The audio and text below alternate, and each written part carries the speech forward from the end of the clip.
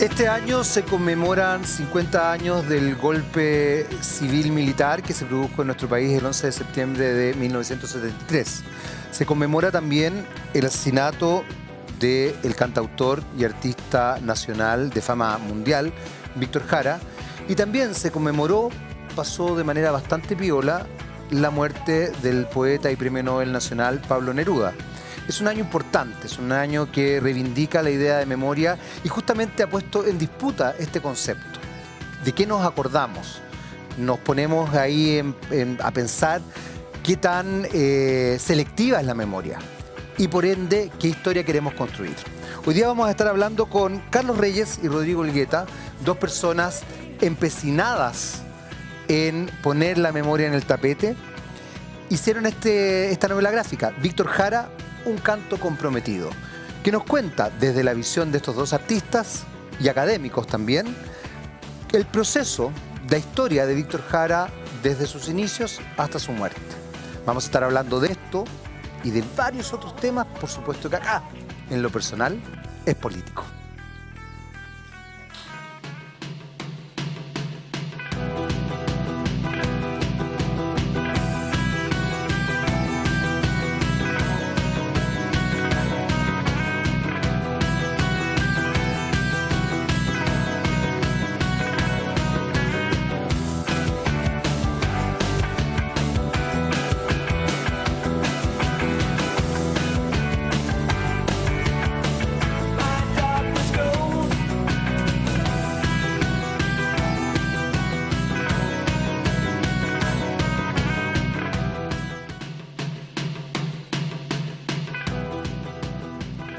Muy bien, ya estamos comenzando Lo personal es político del día de hoy. Y para comenzar también esta especie de nuevo ciclo que estamos armando, vamos a conmemorar un hecho tremendamente importante que se está desarrollando, que se ha desarrollado durante todo este 2023. Y trajimos a dos creadores, dos personas que han trabajado muchísimo en el mundo de la novela gráfica. Está con nosotros el escritor, guionista, académico además, Carlos Reyes. Muchas gracias, Jaime. Carlos, qué bueno que estés acá. Y también académico, dibujante, profesor además, o sea, académico universitario, pero además profesor de colegio, de eso, muy, muy importante, don Rodrigo Elgueta. Bueno, Muchas además gracias. tiene una editorial ahora. Sí, sí, Indirectamente. no, indirectamente, Pero sí. indirectamente sí. Tengo algo de opinión. Tienes algo de vos opinión en una editorial. y vos, Esa es la verdad, sí. sí. Ya, sí. Para aclarar. ¿Cómo están, muchachos? Bien, Qué bien. bueno que vinieron. A mí me encanta esta cosa porque en realidad llevamos hablando mucho rato, pero es como la cosa para la tele. digamos. Como que comienza Como que recién. comienza recién, sí. Sí. ¿Trajeron el libro? Sí, pues aquí lo tenemos. Bueno, hoy día vamos a hablar justamente de Víctor Jara, un canto comprometido, la nueva novela gráfica de Carlos Reyes y Rodrigo Elgueta. Una novela gráfica que afortunadamente sale justamente cuando se conmemoran 50 años del asesinato de Víctor Jara. Sí. Digo afortunadamente porque ustedes llevan harto tiempo trabajando esta novela y coincidió, le hicieron coincidir, fue una casualidad, una buena casualidad. ¿Qué pasó ahí? Sí, de verdad nosotros nunca imaginamos que iba a estar esta sincronía. Ya. Preferimos llamarle una sincronía porque a lo mejor, claro, puede sonar como una coincidencia, pero tal vez de manera inconsciente todo se dio para que apareciera en esta fecha, que justamente, como bien dices tú, se conmemora los 50 años del homicidio de Víctor Jara. Porque esta obra con nosotros, con Carlos, la llevamos trabajando hace muchos años. Sí, coincidió con que justo poco antes de septiembre de este año encontramos casa editorial en Penguin a través de Reservoir Books, que es el sello con que se publicó la historieta, que es el sello en que Penguin habitualmente publica este tipo de libros. Entonces coincidió con que estábamos a punto de terminar el libro, no teníamos casa editorial, por tanto no sabíamos si iba a salir este año. Y gracias a Daniel Olave, nuestro editor, logramos, él nos apretó un poco y con Rodrigo logramos llegar a septiembre, que fue, como dice Rodrigo, no fue pensado, pero fue nuestro retraso anterior, fue providencial porque nos permitió salir en el mes exacto en que se conmemoraban, ¿no es cierto?, los 50 años del asesinato de fue Víctor Jara. casi simultáneo porque el asesinato de Víctor Jara no está especificado, se declara, se tiende a tomar el 16 de septiembre, pero porque se encuentran los restos del Claro. 16 de septiembre. Sí. En realidad se establece la data de asesinato, de muerte entre el 14 y el 15. Así es. Y ustedes justo lanzaron y hicieron conversatorios en esa fecha, o sea, realmente fue exacto.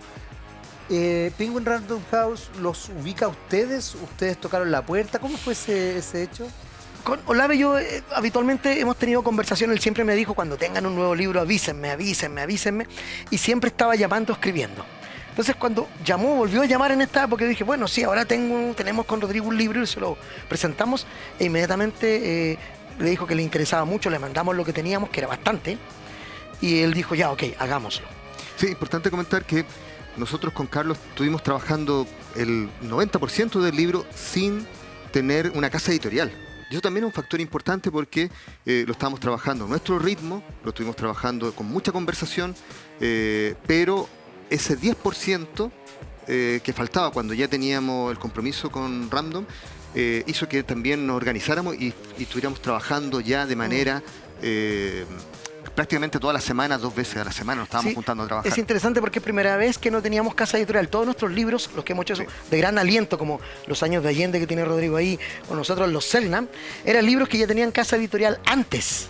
Claro, partieron con casa editorial. Pero acá nosotros hicimos un libro que no sabíamos a quién le iba a interesar. Es un libro que no está hecho a pedido por ninguna editorial, no hay ningún editor que nos dijo, les sugiero, ¿por qué no hacen algo de Víctor Jara? Que sí sucedió con Los años de Allende y si sucedió con los Selnam, que alguien nos sugiere, un editor, oye, ¿ustedes creo que podrían hacer un libro así?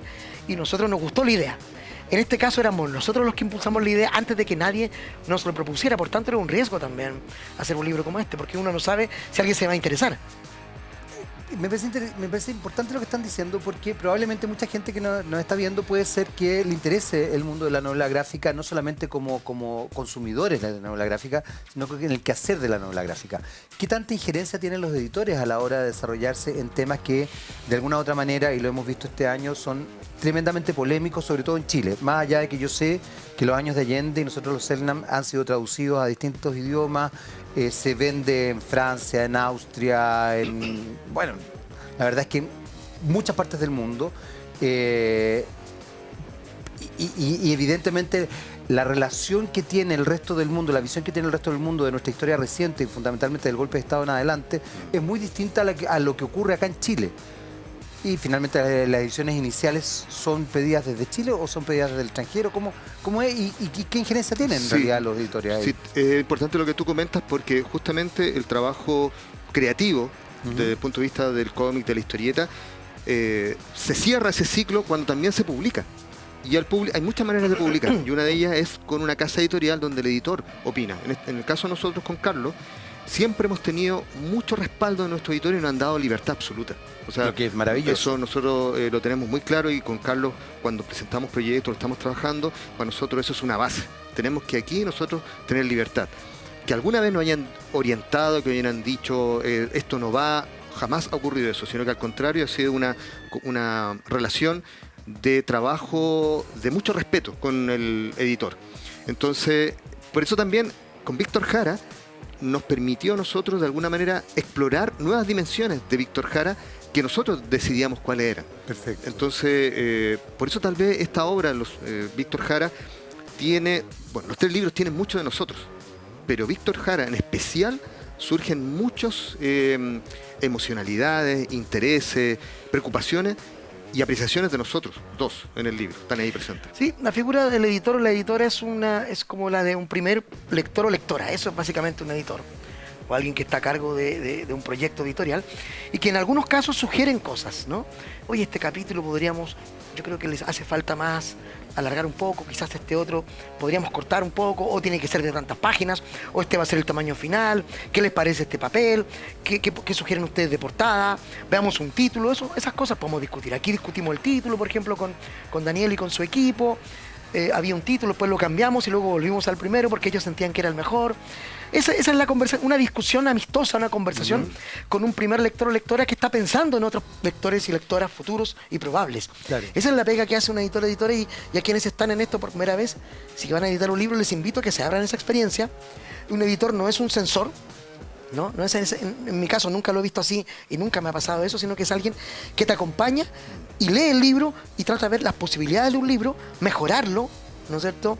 Y ayudarte, guiarte, porque a veces uno cuando hace un libro, uno está en esa nebulosa del autor o autora en que uno cree que está todo bien y a veces una lectura externa te dice, ¿sabes que aquí bajemos esto, subamos acá?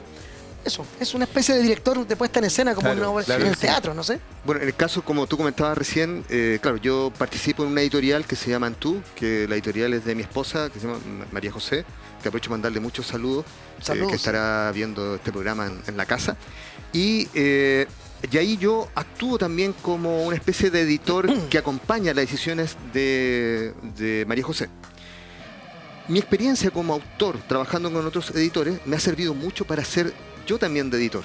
Entonces, también me permite ponerme siempre en el lugar de los creadores. Y el respetar el trabajo, las decisiones de ellos. Eso es muy importante. O sea, yo he sido autor, que he trabajado con editores, pero ahora también he tenido la labor de editor trabajando con autores. Sí, pero una cosa para por cerrar favor, el tema, sí, dale, que dale, yo dale. siento que las editoriales son una suerte de mediador entre autores y público. Y eso es muy importante, porque de otro modo uno tendría que hacer lo que hicimos cuando éramos más jóvenes con Rodrigo. Escribir, dibujar, imprimir, corchetear, vender. Claro. Ahora nosotros no solo nos limitamos a crear, y es la editorial la que se lleva un enorme trabajo de difusión, llevarle el libro a todas Claro, las librerías, claro que sí. ponerlo en los medios, buscarnos entrevistas, qué sé yo, actividades para que el libro se promocione. Entonces, uno pone en las manos de la editorial esa parte. Eso es muy importante porque a veces uno no es capaz de hacerlo. Pero una recomendación también para todas las personas que estén en su casa, que estén interesados tal vez, explorar cualquier proceso creativo que tenga que ver con esto que se ha llamado el ecosistema del libro, es que también los autores no pueden olvidar que mucho esfuerzo lo tienen que dedicar ellos en el trabajo de promoción de la obra. Obvio. También, nosotros con Carlos, como veníamos del mundo de la autoedición, con nuestros Lo manejaban de fanzines, alguna manera. claro, nos manejábamos y nos gusta mucho también ese proceso de dar a conocer la obra, de ir a dar charlas, de ir a los lanzamientos, de firmar, de conversar con Bueno, la porque gente. también eso permite de alguna manera ir profundizando en las temáticas que ustedes proponen. Ahora, esto que están mencionando está siempre... a ver, ustedes han tenido la posibilidad, sobre todo con los años de Allende y nosotros los Selnam, de viajar muchísimo. De hecho, han estado, como decía hace un rato, no solamente sus libros han sido traducidos al francés, al alemán, A Turquía, Corea, al portugués. al catalán, al español. Sí, claro, o sea, han están sido publicados en España. realmente, yo creo que la gente no se imagina cómo han tenido un arraigo internacional estos dos libros. Por lo menos creemos que el Víctor Jara, Un canto comprometido, también va por ese camino, por esa senda, pero esta experiencia que ustedes me cuentan de las editoriales, en otros países se establece en esa misma dimensión. Lo pregunto básicamente porque también se ha cuestionado, y no es que quiera salirme del tema, pero también se ha cuestionado mucho el rol de un Ministerio de la Cultura y también de cómo se establece esta especie de microsistema que es el mundo literario, pero también el mundo de la cultura y del arte. Hemos tenido acá, por ejemplo, a marchands de arte, coleccionistas de arte, y siempre dicen que lamentablemente en Chile no solamente es un tema de mercado, sino que también es un tema como el conocimiento público que no está tan incorporado a este tipo de dimensiones. Cuando ustedes hacen charlas y ese tipo de cosas. Sí, ¿sabes que ¿Cómo lo han visto afuera y acá? Yo creo que en Chile ningún gobierno hasta ahora, ninguno, ni el Estado chileno en su totalidad, de verdad se la ha jugado por la cultura. Hemos visto que la gente de la cultura siempre está ahí a mal traer. Bueno, muchas cosas en Chile están a mal traer, pero la cultura está especialmente desdeñada. A pesar de que se dice que sí, pero sabemos que no es así. La gente del teatro, de la música, de la literatura, danza, de la claro, poesía, del de la arte, danza, de todo. de la historieta, están siempre ahí. Es al debe. Es un país en donde paradojalmente, nuestros artistas, nuestra cara hacia el mundo es Gabriela Mistral, Pablo Neruda, Violeta Parra, Víctor Jara, gente del arte. Y es en donde no se le pone energía. El fútbol sabemos que siempre todo el mundo conoce a los futbolistas de todos los países en todo el mundo, a todos los que les gusta el fútbol. Está bien. Pero lo que está antes de eso, antes de que el fútbol existiera como una empresa, es en el mundo. Tú vas a cualquier país y dices Gabriela Mistral y la gente la conoce Claro. inmediatamente, como nosotros conocemos también artistas de otros países. Y sí, afuera es distinto. Hay un interés, la gente lee muchísimo más. Yo creo que la gente lee en Chile, ¿eh? Yo soy optimista ahí, pero siento que aún falta muchísimo. Sí, comentar también que, claro, o sea, si vemos, por ejemplo, lo que es el mercado francés o el mercado español del cómic, de la historieta, en todas las casas en Francia hay historieta. O sea, ellos son muy asiduos y no tan solo una lectura orientada a las niñas y los niños, sino que también todas las edades leen historieta por tradición. Yo creo que Chile no lo tenemos, no lo dimensionamos, pero en Chile hay una buena tradición de historieta. Tenemos una larga historia maravillosa de dibujantes, de autores, de títulos, de editoriales, que es fantástica, y las historietas estaban dentro de las casas. Solamente que no tenemos conciencia que somos lectores de cómics. Siempre Carlos plantea el ejemplo de todo el mundo ha leído Condorito.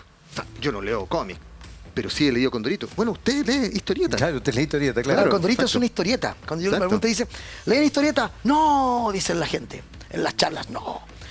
Ah, pero ¿usted leyó el Dr. Mortis? Sí. ¿Usted leyó Condorito? Sí. ¿Usted leyó los chistes del diario? Claro. Mampato, sí. Usted es lector y lectora de historietas y no lo sabía. La gente dice, porque cuando uno dice cómic, la gente piensa, Superman, Batman, y los que un poco más saben dicen, Tintín, sí, Asterix. Claro. Eso, señores y señores, es historieta también, no es diferente, es lo mismo. Ahora, hay una cosa que acabas de mencionar, Rodrigo, pero que te lo he escuchado muchas veces a ti, Carlos, y que tiene que ver con esta dimensión donde, extrañamente, el soporte narrativo de la historieta, de la novela gráfica, se observa o tiende a observarse con desmedro respecto a otra cosa. De hecho, a ti, Carlos, te he escuchado cuando hablan de esto de los monitos. Claro. Que a mí me da mucha risa porque en realidad, finalmente, uno accede a ciertos textos. Que si yo hace unos años atrás, por ejemplo, mi hermana me regaló Drácula como novela gráfica. Y es estupendo. Yo he leído Drácula y además lo ocupo, muchas veces lo he ocupado en clase. Entonces me manejo bastante bien en la novela de Stoker. Y la verdad es que esta novela gráfica realmente representa y es muy fiel, cosa que no ha pasado mucho con el cine en realidad incluso, pero es muy fiel a la novela de Stoker. ¿Por qué existe ese prejuicio también? Porque el monito, quiero ocupar esa, que me gusta mucho porque creo que ahí radica el prejuicio, cuando se habla de monitos. Como una cosa así como cuando los toons, como los garabatos, que hoy día ya no tienen esa connotación en Estados Unidos. Sí, ¿Qué pasa ahí? Me gustaría enganchar un poco lo que decía recién Carlos, que en el fondo esa visión que se tiene de la historieta y de otras artes también es el síntoma justamente de por qué la cultura no es lo fuerte dentro de nuestra sociedad. Entonces, la cultura ingresa a las casas, la cultura puede ingresar a las comunidades, ingresa a los espíritus de las personas, por eso también es una herramienta tan importante. O sea, yo creo que la cultura debería ser la punta de lanza de los procesos políticos, sociales y culturales de los gobiernos. Es la cultura. Entonces, en la medida que este trabajo vaya profundizándose, también va a ir cambiando la visión. Ya seguramente la danza también va a poder decir lo mismo. Pero tú estás diciendo algo muy importante, Rodrigo, porque de alguna forma también los patrones culturales que se van estableciendo hoy día tienen que ver con otras dimensiones éticas y hasta económicas. Quizás la gente no tiene conciencia de que también cuando encienden el televisor, cuando ven ciertos programas, cuando se acercan a una novela gráfica, cuando eligen cierto tipo de música, están estableciendo dimensiones culturales, socioculturales, y construyen una sociedad con un cierto relato cultural. Sí. Es sabido, y no solamente sabido, es estudiado el trabajo de Goebbels en la Segunda Guerra Mundial, comunicacional previo, digamos, ¿no? Durante el nazismo, cómo él va construyendo un relato.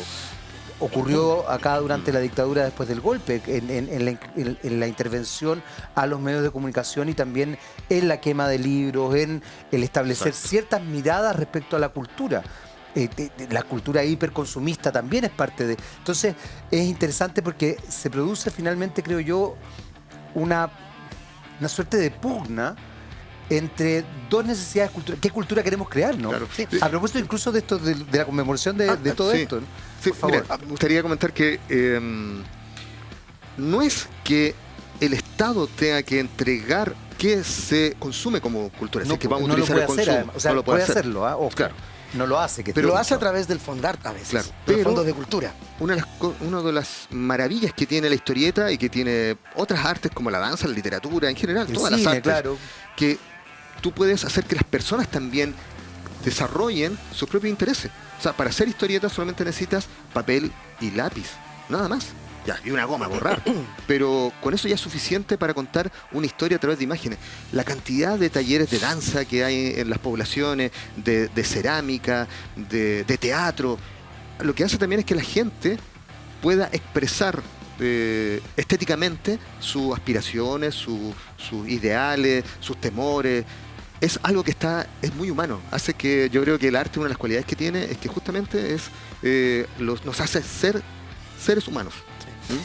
Yo creo que, aprovechando el nombre de tu programa, lo personal es político, lo cultural es político también. Son decisiones políticas y la cultura hace que una nación no solo crezca, sino que también no se atomice, sino que se reúna, solidarice. Y respecto a lo que tú decías con esto de los bonitos, hay una pugna cultural establecida desde hace ya siglos, incluso se asesinó gente por esto. Por un lado está el logos, ¿no? La palabra, y por el otro lado el imago o la imagen. Para alguna gente la palabra es más importante. Un libro con solo palabras es más cultural, más profundo, más denso que otro libro, que tiene más dibujos. Por tanto, mientras más dibujos tengas, pareciera que la degradación de ese libro es mayor, y es un error. El ser humano, la primera expresión cultural del ser humano es dibujar en una caverna, es la expresión del dibujo. Las letras, la invención de la palabra, la palabra escrita, la palabra impresa, son dibujos. Claro, bueno, entonces, hay mucha gente que yo he visto despreciar un libro del mismo tema que otro solo porque tiene dibujos. No. Los dibujos no son para niños y niñas. Tu celular, nuestros celulares están llenos de iconos, de dibujos. ¿Despreciamos un celular porque tiene demasiado dibujo y menos palabra? En absoluto. La internet está lleno de imágenes y palabras simultáneas, incluso con movimiento. Por eso que una cosa como la historieta en el siglo XXI, en lugar de desaparecer, ha revivificado. Sí, claro. Porque la gente, los niños y niñas más pequeños, están acostumbrados a vivir en un mundo lleno de imágenes. Ahora que la gente ve muchas series de televisión en plataformas de pago, ve películas, estamos consumiendo imagen. Entonces, para mí, leer imágenes no significa menos cultura que leer solo palabras. Entonces, olvidémonos de eso y dejemos de pensar que la historieta, por ejemplo, es un artículo cultural solo para el público infantil juvenil. Eso no es cierto, porque hay temas en la historieta, al igual que en el teatro o que en el cine, que no son para niños y niñas, son para adultos. Es decir, hay historieta para todos los temas, para todos los gustos y de todos los géneros. Tenemos que hacer una pequeña pausa, pero me interesa esa última idea que manifestaste, Carlos, porque quiero justamente que nos metamos ya de lleno en este Víctor, un canto comprometido, porque la temática ahí también es una temática compleja. Y ustedes eligen, incluso tú haces una jugada gráfica respecto a cómo cambias tu mano, tu gesto de dibujante, de artista, para lograr tocar una historia que está cargada de dramatismo en el final. Es una historia, por un lado, muy bella, con un final muy brutal. Tenemos que hacer una breve pausa, volvemos inmediatamente con más de Lo Personal es Político, por supuesto acá por las pantallas de TVX. Vamos y volvemos.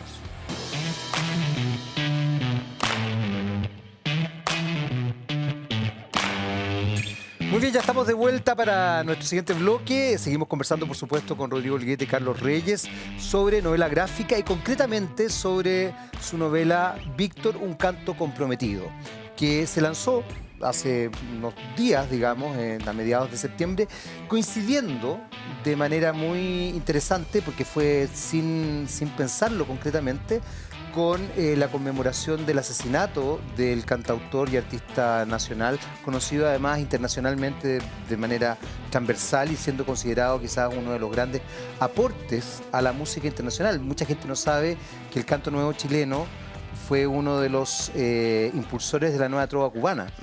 Y que Víctor Jara y Violeta Parra fundamentalmente fueron gestores o de alguna manera estimularon la nueva trova cubana que tuvo tanto arraigo en nuestro país, bien transversalmente. O sea, Silvio Rodríguez, Pablo Milanés son cantantes que más allá de temas ideológicos gustan transversalmente y la gente no tiene idea. Exacto. Que su génesis, por así decirlo, nace en Chile en estos dos artistas tan importantes, para que tomen conciencia del tenor y la fuerza que tenían ellos.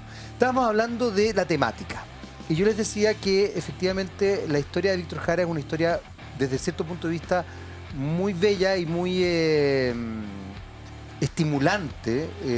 Casi podría uno decir que tiene este elemento incluso medio gringo de como el que se construye a sí mismo, ¿no?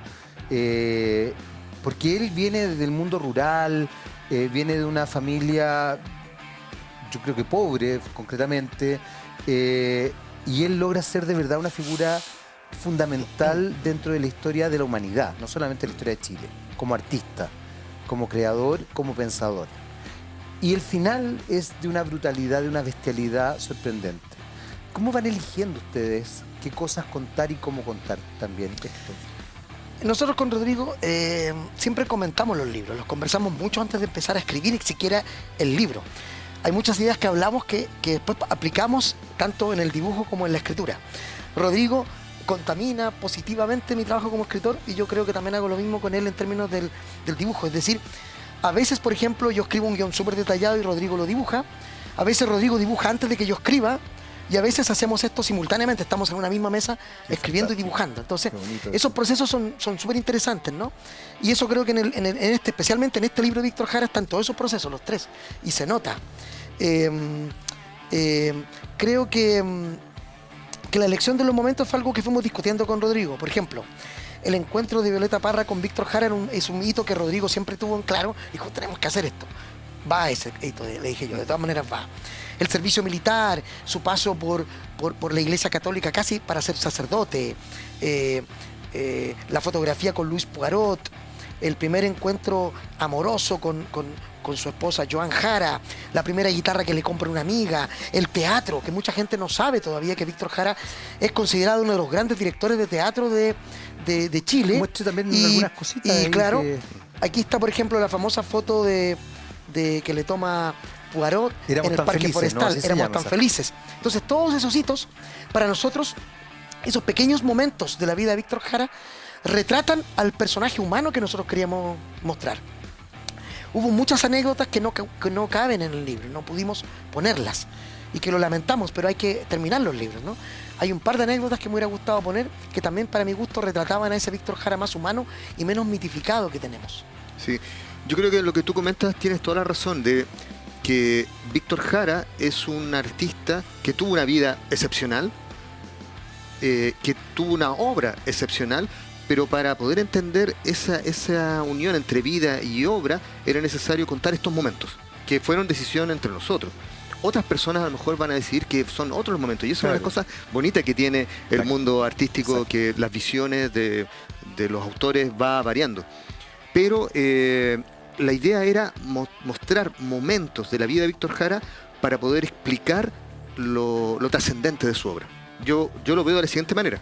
Seguramente Carlos lo puede ver de otra manera. Pero para mí, el hecho de que él en el momento, y lo hemos conversado el otro día, en el momento del Estadio Chile en aquella época, cuando él estaba recibiendo la tortura psicológica, física, estaba observando la violencia al interior de ese estadio con la represión, cómo la gente estaba sufriendo, tiene que haber escuchado los gritos, tiene que haber escuchado los comentarios, él tiene que haber opinado. Que él haya sido capaz de escribir ese maravilloso poema que se llama Somos 5000, o sea, es el momento más importante tal vez de la vida de uno cuando se enfrenta a la muerte. Él es capaz de pensar en arte para llegar a eso. Quiere decir que hay todo un camino de autoconstrucción. O sea, Víctor Jara venía de un sustrato campesino, obrero, estamos empezando la década del 30, con todo en contra, los derechos sociales no existían prácticamente, con todo en contra, él fue capaz, aprovechando estos mínimos espacios, de construirse. Entonces habla de un espíritu que justamente a través del arte se pudo sobrevivir a esto. Y ¿sabes qué? Bueno, yo creo que con Carlos también lo hemos conversado. Yo como dibujante también me lo planteo. ¿Qué pasaría si en un momento tuviera que vivir, ojalá que nunca, pero un momento crítico, y yo tuviera solamente las herramientas del dibujo? Yo creo que dibujaría. El dibujo me permitiría sobrellevar eso, aunque sea con palitos de fósforo quemados. O sea, sí, Jorge Peñagén, el famoso músico que inició la orquesta juvenil allá en La Serena, cuando él estuvo preso, se cuenta que escribió una partitura con palitos de fósforos quemados. Es muy bonito lo que estás diciendo, es muy dramático también. Creo que sale en la película de Guzmán, la primera que hace la trilogía... ¿La batalla de Chile? No, Nácar, el botón de Nácar. No, la anterior. El silencio, no. Se me fue. El Nostalgia de la Luz. Nostalgia de la Luz. Nostalgia de la Luz, hay una dentro del documental hay una entrevista que él le hace a algunos presos no recuerdo si eran de Pisagua, pero del norte. Y dos de ellos, ponte tú, que eran arquitectos, presos políticos. Y ellos relatan cómo vendados iban calculando y iban haciendo Sí, el plano sí, del espacio. sí. O sea, iban finalmente tomando esto. Y después también relatan algo que es muy bonito, que entre los presos políticos, cada uno empezaba como a hablar de su expertise y empezaba a educar al resto respecto a lo que ellos hacían como una forma de salvarse también. Yo creo que tiene que ver con eso, Sabes ¿no? que yo creo que cuando alguien hace arte, como dice Rodrigo, cuando alguien hace arte, de verdad a veces ese que hace arte, esa persona que provoca ese arte, no lo hace pensando en el público, lo hace pensando en sí mismo, porque te sirve a ti más que quizás a los demás. Independiente de si lo que escribes te sucedió o no, si es ficción o realidad. Creo que es el arte, provoca cosas tanto en el quien produce esa obra como en quien la recibe. Y sobre Guzmán, sobre Patricio Guzmán, nosotros le debemos mucho a la obra de Guzmán en todos nuestros libros. Cuando estuvimos presentando Los años de Allende en París, tuvimos el placer de estar en su casa, él nos invita, vamos y tuvimos una conversación larguísima ese día, él nos dio varias horas de su tiempo, que es valioso porque es un tipo que siempre está preparando proyectos. Sí, muy Así que activo él. le mandamos un gran saludo a Patricio Guzmán y todavía recordamos con mucho cariño ese momento en que estuvimos con él. Sí. ¿Sabes qué? Me gustaría comentar que, bueno, todo el libro para uno es favorito, pero siempre como autor hay momentos que son favoritos. Los años de Allende, yo tengo unas páginas favoritas, nosotros los Seldan también, en el sueño de Quetzalcóatl. Pero en este de Víctor Jara me gustaría mostrar mis dos páginas Por que favor. son de las favoritas, que son estas. Justamente. Las coincidencias. Tocó que ambas se enfrentan en el libro, al finalmente. Porque como nosotros hicimos una obra también modular, podíamos haber entre medio de módulos, Claro, colocar cualquier momento de Víctor Jara que a nosotros nos interesara. ¿Y por qué ambas? Porque una muestra algo que me hubiese gustado mucho haber contado en el libro, pero no había tiempo y tampoco espacio, era cómo Víctor Jara se unió a la campaña de la Unidad Popular y apoyó al gobierno de Salvador Allende. mucho, Pero claro. lo representamos acá, él, militante del Partido Comunista, cómo él se fue a la acción también. O sea, no tan solo hacía arte, sino que él hacía trabajos comunitarios. Él era capaz de cargar un saco con harina y ayudar a redistribuir ese saco de harina. O sea, él tenía un compromiso no tan solo artístico, sino que también social, completo, social. claro. Y se une a esta página que también yo se lo propuse a Carlos hacer esta representación del videoclip Vamos por Ancho Camino, que para mí es un mensaje sumamente, un manifiesto sumamente claro de lo que tenía que ser el rol de él como artista, una especie de predicador que es capaz de meterse en los campos de Chile y hablar de esta nueva era que se estaba abriendo a través de la Unidad Popular. Hay algo que es bien interesante a partir de eso que están comentando y que estás diciendo tú, Rodrigo, porque de alguna forma también, a propósito de este año, desde el golpe de Estado y durante la dictadura y también a la vuelta a la democracia, se ha desdibujado en el colectivo el rol político que tiene la cultura. Y es muy interesante esto porque finalmente toda manifestación cultural, incluso la más frívola, incluso el reggaetón, bueno, el reggaetón muchísimo, sobre todo en Chile, además tiene un componente social muy potente.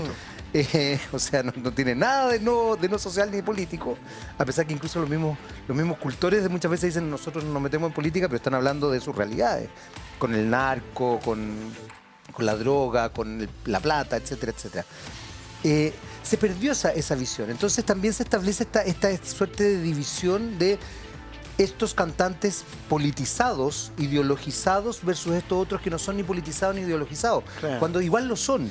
Que Claro, si yo, lo no político sé, no significa que no estés adscrito a una ideología. a eso voy. Siempre hay una Siempre opinión hay una política, ideología, claro, incluso y si siempre hay parece una lo más forma de pueril, lo más, como tú dices, facilón, tiene una opinión política sobre el mundo, pues que es esa tu opinión. Absolutamente, qué sé yo, incluso, Claro, y está bien, incluso podría y está hablar bien. claro, por favor, no es cuestionable. No la adjetivamos, pero a mí claro. lo que me llama la atención es que finalmente la sociedad perdió esa capacidad de ver eso y por así decirlo, consume cierta arte o ciertas manifestaciones culturales porque estas no son politizadas y no se da cuenta que sí son politizadas, como muy bien Claro, está que, diciendo Carlos, desde otra claro. perspectiva. Te voy a poner un ejemplo muy burdo, pero que yo creo que igual vale. Hace poco estuvo Luis Miguel también en nuestro país. Luis Miguel evidentemente tiene un discurso social, que tú quieres no político, no ideológico, sí ideológico. Ideológico respecto al amor, ideológico respecto a cómo se manifiestan ciertas cosas, ideológico, claro, no es ideológico político, pero finalmente también esa dimensión amorosa, social, cultural, termina siendo política, porque va creando una sociedad con una cierta lo que forma pasa de es que en el pensar, público una está cierta la forma de idea de que relacionarse. cuando se evidencia lo político, es político. Pero cuando no, lo que está aparentemente despojado sí lo está. Ahora, cuando los políticos chilenos dicen y las políticas chilenas dicen no ideologicemos la conversación, yo digo, pero si yo voté por usted para que ideologice la conversación, claro. Por algo voté por ti, ideologízala. Eso es lo que esperamos todos, que discutan entre ellos, que peleen cordialmente, que por supuesto, claro. Y que lleguemos a conclusiones que nos beneficien a todos como país. Entonces, cuando se dice que hay que despojar de ideología lo que uno dice, no, al revés, yo digo, todo está teñido, hasta lo que parece que no tuviese. Su posición política es esa. Neutralidad, eso ya es una posición política. Absolutamente. Nada se libra de aquello. O sea, todo es político. Incluso cuando uno sale de su casa a trabajar, claro, hay una acción política. Ya estás, indirectamente, exactamente, claro. ya estás caminando por la vereda a lo mejor tiene un hoyo, tiene un pastelón que sobresale, eso ya es político. Preocuparse de la luminaria, preocuparse de la plaza que está cerca de tu casa, eso es acción política. Incluso dentro de la casa también. O sea, como bien dices tú, yo encuentro muy, muy bueno el ejemplo. Luis Miguel también construye una forma de relacionarse a nivel familiar y de las parejas a partir de sus canciones. Y hay personas que toman esas canciones como patrón. Hay una palabra griega muy bonita que habla de que aquellas personas que no se preocupan por lo colectivo y por lo político, que era muy mal vista también por los griegos, se les llamaban idiotas. Los idiotas son aquellos que no se preocupan de la comunidad. Claro, porque en el fondo lo político es preocuparse de la comunidad. Y lo personal es político. Pero ahí hay un elemento bien interesante. No quiero que nos vayamos del tema porque justamente creo que aquí hay una dimensión política y también ideológica a raíz de quién era Víctor Jara, ¿no? Pero me parece súper interesante eso porque también se estableció una construcción desideologizada en Chile. Y por favor no lo tomen a mal con lo que voy a decir, pero quiero tomar ese ejemplo. Se nos idiotizó como sociedad. En el sentido de lo que dice dice Rodrigo, como de no preocuparnos por la comunidad. ¿Por qué? Porque justamente hoy día el discurso más validado, quizás, o más masificado, también eso quiero aclarar, más masificado por los medios, más viralizado, es el discurso individualista. Exacto. Ráscate con tus propias uñas. Lo neutral, no pienses neutral. en el resto. Porque además es muy divertido, porque eso se asocia a la idea de libertad. El otro día leía un concepto freudiano que me gustó mucho, que Freud lo decía muchas veces, decía, la libertad exige una cantidad de responsabilidades sorprendentes. La gente cree que la libertad es justamente, no, yo soy libre, entonces me importa un carajo. No, pues eres libre, tenés una responsabilidad contigo y con el resto tremenda. Porque eres consciente de que vives en comunidad, porque además somos seres gregarios. Pues. Claro. No somos una especie individualista, que eso también es muy raro. Sí. La política tiene como origen la palabra polis, que es ciudad. Y además, bueno, me entronco un poco con lo que tú decías, Jaime, que hoy día pareciera ser mejor visto a la persona que dice, mira, yo digo lo que pienso, tengo la libertad de decir lo que yo creo, y en esa libertad pisoteas a un montón de personas. Claro. Yo puedo tener una opinión, pero debo ser incluso respetuoso y cuidadoso en comunicarla para que los demás me entiendan claramente. El respeto es muy importante. So pretexto de que yo digo lo que pienso, aunque le importe a quien le importe, a veces eso sirve para pisotear cosas y hay que tener cuidado con aquello. Ahí quiero enlazar, antes de que vayamos a la siguiente pausa, porque ya nos queda poquito de este bloque, con justamente el espíritu de Víctor Jara. Víctor Jara era un tipo tremendamente respetuoso. Y eso es muy sorprendente, o sea, uno lo ve en sus entrevistas, afortunadamente existen esas entrevistas, y era un tipo tremendamente respetuoso en su forma de hablar, era pausado, justamente no tenía que ver con esta vehemencia de yo voy con la verdad por delante. ¿De qué verdad me está hablando? Está hablando pura emocionalidad usted. Él no era, argumentaba, era reflexivo, todo lo contrario a lo que pasa hoy día. ¿Cómo van rescatando también esa personalidad de Víctor Jara? Bueno, lo rescatamos justamente, quiero leer un texto en esta página en que aparece Víctor Jara vestido de militar cuando hace el servicio con honores finalmente, en San Bernardo. Que la gente no sabe, ¿eh? Donde también en San Bernardo es donde se mete al seminario para que él siente que su búsqueda puede ser espiritual, religiosa, y después se da cuenta que no. Y él dice lo siguiente, dice, por todo esto es que siento mucho respeto por quienes tienen un sentimiento, una fe, cualquiera que ella sea, dice. Dice que a él le gusta que alguien tenga fe y sienta algo por algo. Eso lo convierte en un ser humano. Tal vez, no lo dice Víctor Jara nunca, pero tal vez sería de los que desconfiaría de alguien que no tiene una pasión al menos. Algo por lo que pelear. Y él dice, yo tengo mucho respeto por eso. Ahí quiero también llegar, que me parece muy interesante del trabajo que hace, que quizás ustedes no se lo imaginan. La novela gráfica, tanto esta como nosotros los Selknam o Los Años de Allende, que hicieron estos dos autores, estos dos realizadores, tiene un nivel de investigación tremendo. De hecho, en Víctor Jara, Un canto comprometido, hay instancias donde está la entrevista a Poirot. Luis Poirot, un gran fotógrafo chileno, bueno, internacional, además de fama internacional, y se establece como lo que él plantea concretamente. Claro. Ahí hay una investigación que la gente no se imagina y que volvemos a esta idea. La novela gráfica tiene un arraigo potente. Sí, nosotros entrevistamos a Luis Poirot en su casa para que nos contara la anécdota, que es una anécdota que está en muchos libros, sí, en muchas entrevistas, pero nosotros queríamos que nos la contara a nosotros. Una nueva versión con nuevas palabras, y esa es la que está. Y la que tú aludes, por ejemplo, en el Estadio Chile, es el testimonio de César Fernández Carrasco, que es un señor que es padre de un amigo mío. Yo no lo sabía. Cuando yo le comento a mi amigo que estoy haciendo el libro de Víctor Jara, me dice, pero si mi papá es el que está sentado al lado de él en el Estadio Chile, en aquel entonces, hoy Víctor Jara. Digo, pero yo necesito hablar con tu padre. Y nos juntamos con el padre de César, que también se llama César, ¿no? Y él, esta versión que está en el libro nuestro, él me la cuenta a mí esa tarde, largamente. Yo la grabo y lo que está aquí es un resumen textual de lo que él dice, es como una entrevista.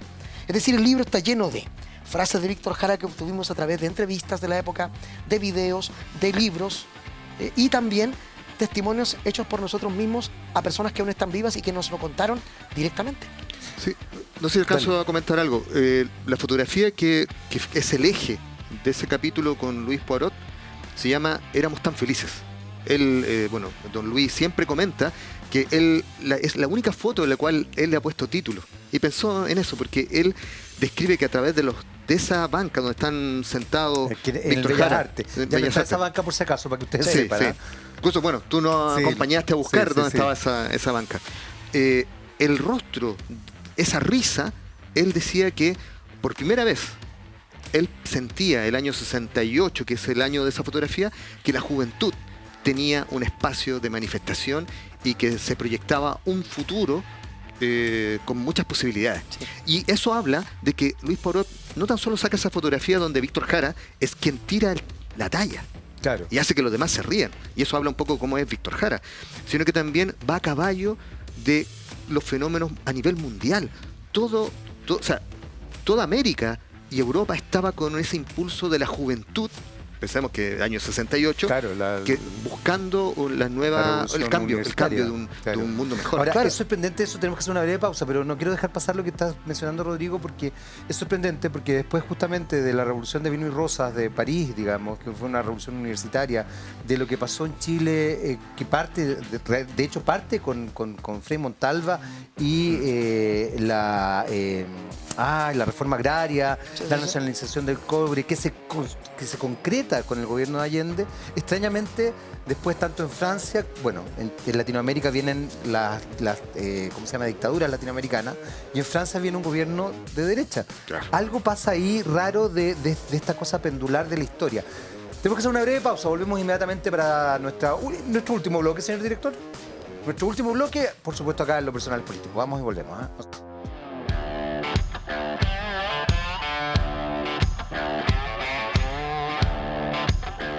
Muy bien, ya estamos de vuelta para nuestro tercer y último bloque de Lo Personal Político. Seguimos conversando, por supuesto, con Rodrigo Olgueta, con Carlos Reyes, de la novela gráfica. Ya nos fuimos por otras ramas, pero finalmente estamos hablando también de cómo se va construyendo la novela gráfica, en este caso puntualmente la novela gráfica Víctor Jara, Un canto comprometido, y a pedido de uno de nuestros invitados que nos quería mostrar algo concretamente, ¿no? Justamente estamos hablando de la foto de Luis Poirot hace un rato. Claro. Y yo quiero decir tan felices. Que el capítulo justamente dedicado a Poirot y a ese periodo de la historia, que en 1965 creo que es la tomada 68. de la foto. 68. No, la foto es antes. 68. No, es 65.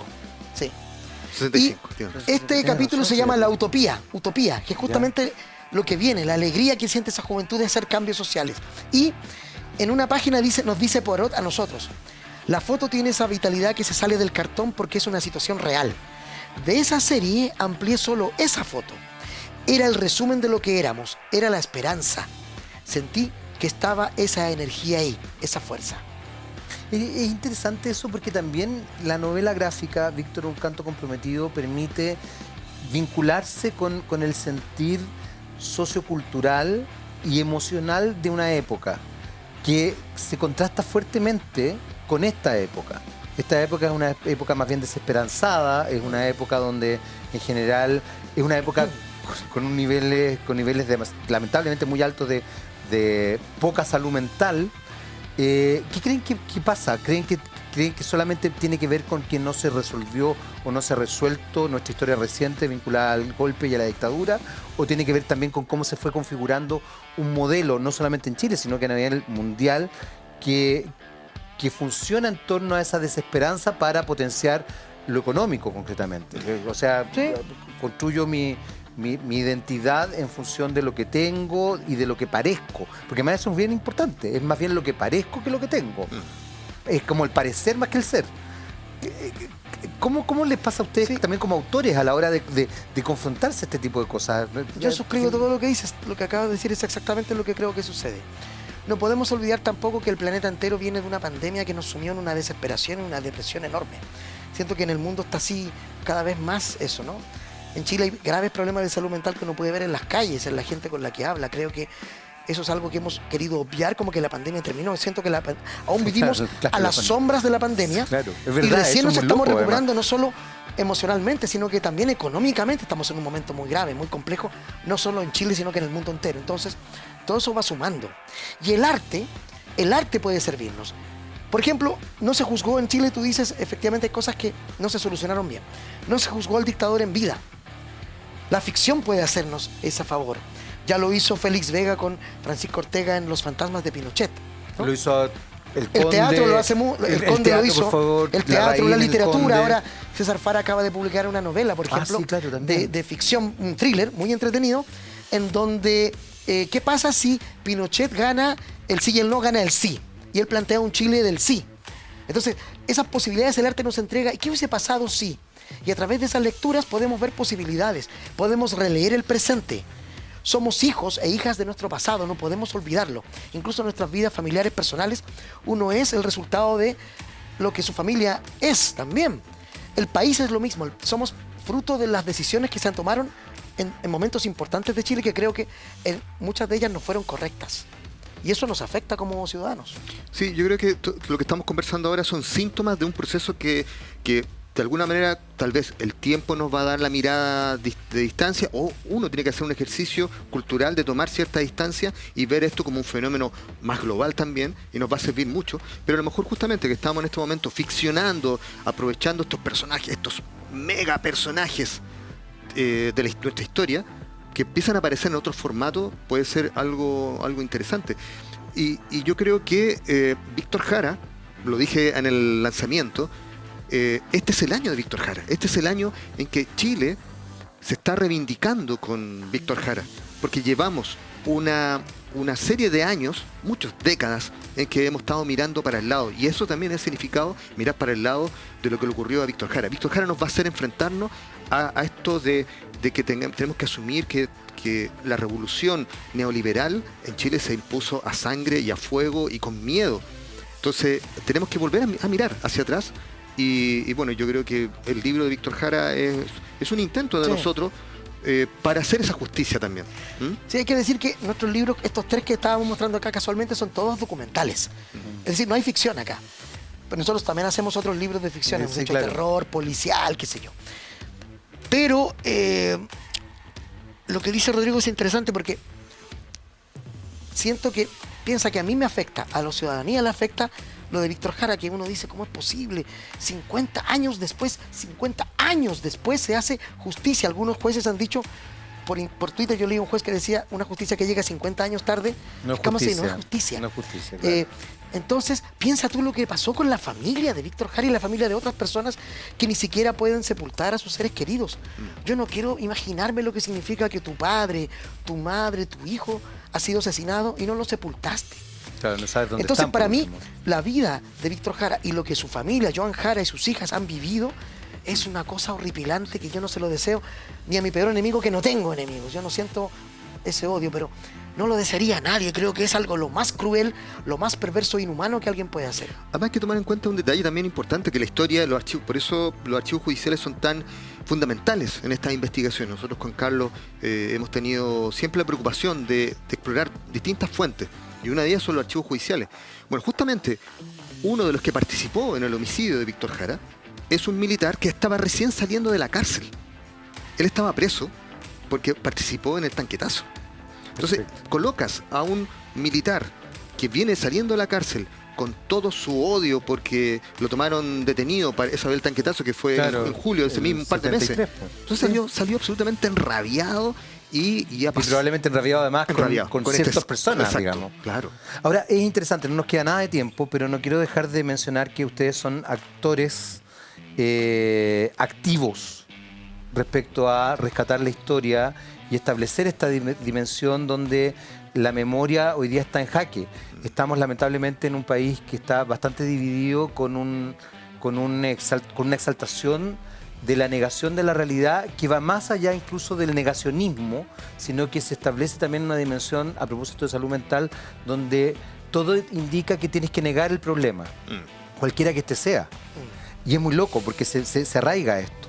Ahí pasa algo potente, porque tú hablas de archivos judiciales, hablas de cosas concretas, y hay gente que sigue negando esas cosas concretas. Ni siquiera mira para el lado, niega, dice que no es verdad. Para cerrar, cortito, ¿qué les parece eso cuando ustedes están haciendo este tipo de documentos? A mí me parece siniestro, ni siquiera me parece malo, me parece siniestro. Tan siniestro como Orwell cuando en 1984 plantea la reescritura de la historia. No me gusta este personaje, saquémoslo de las fotos. ¿No? Él hacía una crítica al estalinismo, que por supuesto que es una dictadura por donde lo miremos. No tengo ninguna dilación. Claro, pero es aplicable a cualquier dictadura de izquierda o derecha del mundo. Es decir, si alguien no me cae bien o dice algo que es incorrecto, saquémoslo de los libros de historia, borremos su foto y ese personaje no existió. La única forma, y mi experiencia personal, yo lo vivo en mi vida familiar, en mi vida emocional, con mis amigos, mis amores, que es la única forma de salvar relaciones, la única forma de enfrentar problemas graves, es hablándolo directamente y mirándose a la cara diciendo, sí, cometí un error, o no, o ¿cómo hacemos esto? ¿Cómo armamos esto? ¿Cómo rearmamos esto? La única forma de que un país sea saludable es enfrentar el problema directamente, sin tapujos, y discutirlo y hablarlo, y no taparlo y no dejarlo debajo de la alfombra, porque todo eso estalla en tu cara tarde o temprano. Sí, justamente. Yo iba a plantear eso. Si vivimos en una sociedad en la cual planteamos, mientras esté yo bien y mi familia, los demás no me importan, que es algo que se escucha mucho, sí. Lo que va a generar son un estallido, como dice Carlos, un estallido social. El estallido social es la máxima prueba de que esa forma de ver la sociedad en la cual yo me salvo solo y los demás no me importan, no, señora, señor, no es así, porque resulta que yo vivo en comunidad. Le guste o no le guste, vivo con otras personas, tengo que relacionarme de todos los ámbitos con una ciudad. Entonces tenemos que empezar ya a mirar esto de un punto de vista más arriba, saliéndonos un poco tal vez de nuestros propios espacios. Y ahí es donde para mí la educación es fundamental. Lo más importante. Tenemos que terminar la conversación. Quiero agradecerles que hayan venido al programa. Quiero además agradecerles por el trabajo que ustedes están haciendo, porque cualquier artista creo que entrega cosas maravillosas y ustedes además están dando testimonio desde las miradas personales también. Eso también me gusta mucho. La historia de Víctor Jara, como la historia de los Selknam, la historia de Allende, pueden tener diversas miradas y por supuesto también diversas miradas ideológicas. El tema es que esas miradas estén resguardadas por datos concretos. Más allá de lo que tú antes pienses. de que lo cierres. La gente siempre dice, ¿dónde lo compro? Está en todas las librerías. Busquen Víctor Jara, un canto comprometido. ¿Verdad? E invítennos, si quieren que vayamos a la librería, o a un colegio, o a un evento cultural a hablar de esto, nosotros vamos felices. Ya lo saben, entonces. Todas las librerías, todos los libros además, pero en este minuto, Víctor Jara, un canto comprometido. Nosotros nos vemos en un próximo Lo Personal es Político y por supuesto sigan en la compañía de TVX. Chao.